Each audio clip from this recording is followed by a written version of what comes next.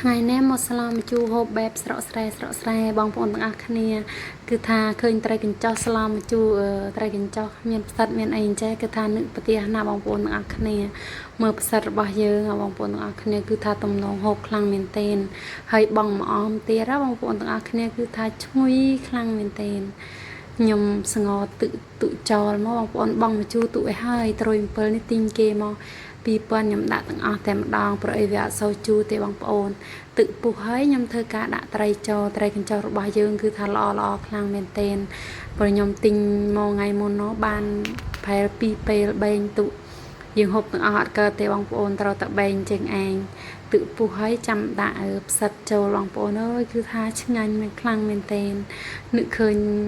ពេលនៅផ្ទះបងប្អូនបានត្រីកញ្ចុះបន្តិចកពឹសបន្តិចអីបន្តិចណាអូយគឺថាឆ្ងាញ់ជាចុងក្រោយខ្ញុំដាក់ម្អមបងប្អូនទាំងអស់គ្នាបងម្អមអញ្ចឹងទៀតអូយរឹតតែទំនងគឺថាសម្លខ្ញុំរួចហើយទំនងណាបងប្អូនអើយរសជាតិវិញអោយមកអេមតែម្ដងជូរហឹរប្រៃគឺថារសជាតិនៅនឹងចាននឹងឯងឆ្ងាញ់អើយ